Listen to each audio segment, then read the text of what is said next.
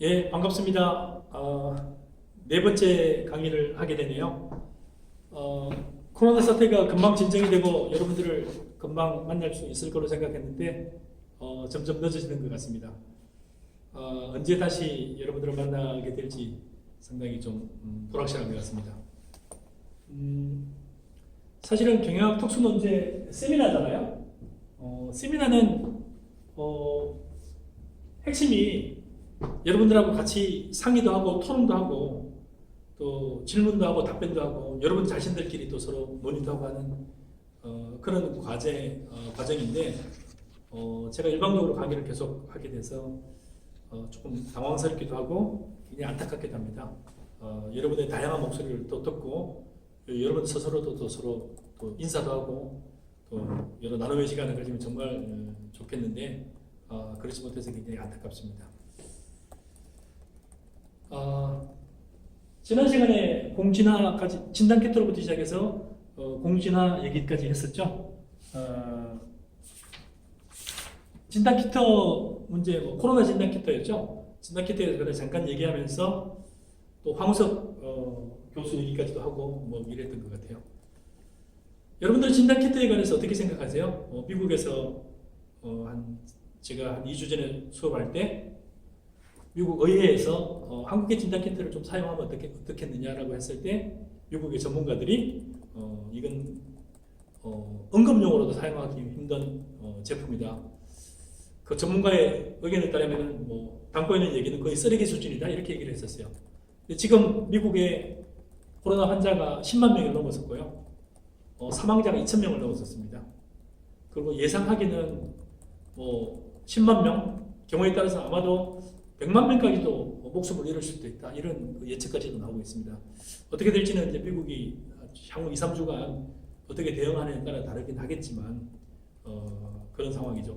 그 진단키트는 어떻게 됐냐고요? 진단키트는 성인이 낫든 안 낫든 지금 미국에서 사용하고 있습니다.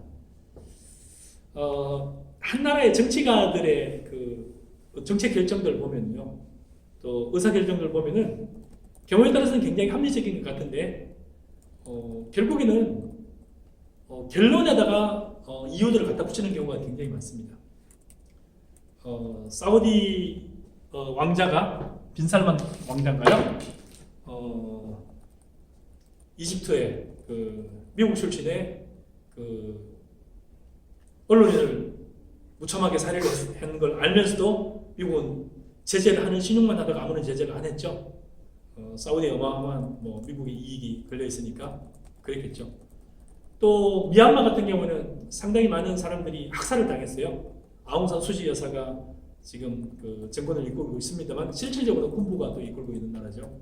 또 미국이 엄청나게 개입을 할 듯이 하면서도 실제로 자기의 이익들이 없으면 별로 또 이게 개입을 하지 않습니다. 그래서 국제사회에 과연 그 정의란 무엇인가 또는 선이란 무엇인가 했을 때 선악이 굉장히 주관적으로 결정되는 경우가 굉장히 많습니다.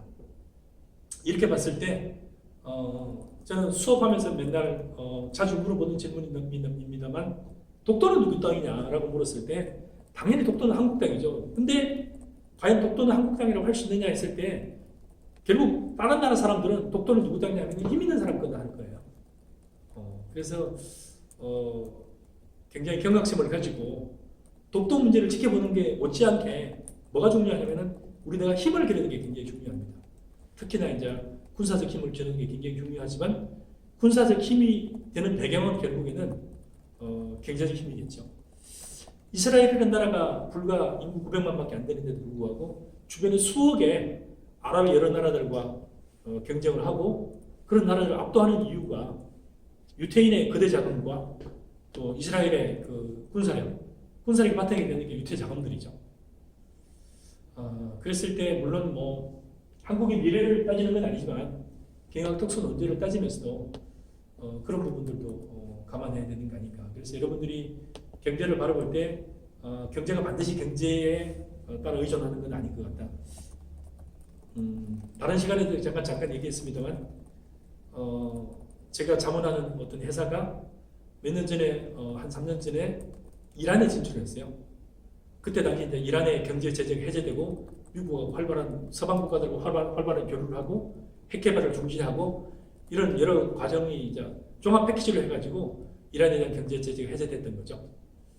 그래서 하이패스 도로공사 하이패스 있죠. 이게 관련되는 시스템을 이란의 여러 새로 신설되는 도로에 깔고 시설을 설치해주고 하는 용역과 관련해가지고 제가 자문해주던 어떤 회사가 진출을 했어요. 근데 저는 굉장히 반대를 했는데 진출을 해서 굉장히 많은 그 자원과 인력과 돈을 썼어요. 중소기업 입장에서는 한 5, 60억 정도 해당되는 돈을 했는데 돈을 한 푼도 못 받고 결국에는 작년 말부터 미국의 경제 제재가 시작되면서 결국은 이 회사가 굉장히 급격하게 추락하는 계기가 되었는데요. 그래서 한 기업의 그 존폐도 경우에 따라서는 굉장히 대외적인 이슈들에 의해서 무너지기도 하고 또 부상하기도 한다 이렇게 보면 될 것 같아요. 지금 있는 세계적인 자동차 기업들, 세계적인 전자제품 업체들도 지금 정커본드로 굉장히 신용평가 기관에서 하는 보면은 투자하면 안 된다는 그 수준이 정커본드거든요. 정커 수준인데 그 이하로 추락들을 하고 있어요. 그럼 결국에는 그 채권을 보유하는 그 금융기관들은 기관 투자자들 그걸 팔아야 돼요. 그럼 다시 그 회사의 가치가 또 추락을 하고 연쇄적인 악순환을 겪게 되는 그런 과정을 겪게 되는데 그거는 또 우연히도 코로나라는 전혀 그 회사와 관계도 없는 알지도 못하는 어디에서 발생했는지도 모르고 중국에서 발생했다고 그러는데 주변에 이태리에서 발생했다고 그러기도 하고 미국에서 발생했다고 하는 알 수 없는 바이러스 하나 코로나는 바이러스 하나 때문에 이상한 현상들이 계속 발생하고 있어요. 그래서 한 회사에 또는 경영학의 여러 문제들을 다루기 이전에 주변의 여러 거시적인 상황도 동시에 살펴봐야 된다. 저는 이렇게 얘기를 하고 싶어요. 지난 시간에 공진화에 대해서 잠깐 얘기했어요. 진단키 때 잠깐 얘기했는데 그때 진단키 때는 어떻게 됐어요? 제가 지난 시간에 얘기할 때는 이거는 응급용으로도 쓸 수 없습니다 했는데 지금은 어떻게 됐어요? 이거는 미국에 현재 사용되고 있고요. 이거를 만드는 회사 중에 하나가 시젠이라는 회사였어요. 저도 한때 너무 일찍 투자를 했다가 엄청나게 손해를 봤던 회사인데 이 회사가 코로나 사태가 발생하기 직전에 주가가 3만 2천 원이었어요. 이 회사 시가총액이 한 7천억 정도 됐어요. 지금 현재 오늘 주가를 보니까 이 회사의 주가가 12만 원이에요. 3, 40이니까 약 4배가 400%가 올랐죠. 그리고 이 회사의 시가총액이 3조 2천억 정도예요. 그러니까 거의 뭐 4배, 정확하게 4배가 올랐어요. 며칠 동안에요? 불과 2달 만에 시젠이라는 한 회사가 폭등을 했어요. 뭐 때문에요? 알지도 못하는 코로나 때문에. 물론 이 회사는 분자, 피 같은 걸 가지고 진단을 하는 거예요.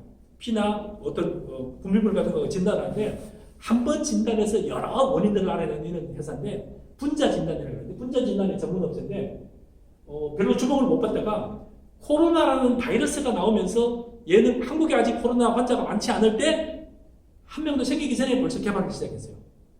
그래서 나오자마자 굉장히 발빠르게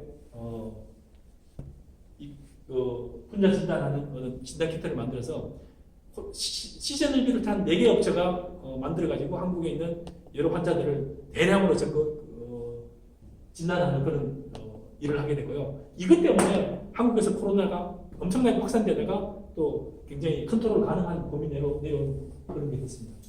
그래서 코로나와 관련해서 잠깐 얘기를 해보면은 자, 코로나가 부의 기운이라는 책을 제가 잠깐 추천했던 적이 있어요. 부의 기운. 부의 기운을 책을 오리지널 웰스라는 책을 추천하면서 부의 기운의 내용 중에 몇 가지 중에 하나는 복잡계 경제이론이에요. 복잡계 경영 경제 이론이 하나 있고요. 그 중에 하나가 누적적 증가라는 게 하나 있고요. 그 중에 창발성이라는 게 있고 공진화라는 게 있어요. 그래서 공진화는 지난 시간에 잠깐 언급을 했던 것 같아요. 공진화, 코이볼루션인데 뭔가가 발전하기 위해서는 어느 국가가 발전하기 위해서는 물리적 기술과 사회적 기술이 같이 발전해야 된다. 그래서 물리적 기술이나 사회적 기술이나 여러 부분의 기술들이 모자라면은 가장 모자라는 부분까지만 발전하고 그 이상은 발전되지 않는다라고 하는 게 공진화의 이론이고요. 그 다음에 이 중에 부의 기원 중에 일부 나오는 게 창발성이에요. 창발성. 창발성은 뭐예요? 우후죽순으로 생겨나는 거예요. 근데 어디에서 생겨나는 건딱 측정할 수는 없어요. 왜 생겨났는지도 몰라요. 그래서 이 창발성이 도대체 창발성이 경영학과 무슨 관계가 있을까 하는 부분에 관해서 좀 고민했으면 좋겠어요. 창발성에 관한 얘기는 조금 더 기니까요. 잠깐 쉬었다가 할게요.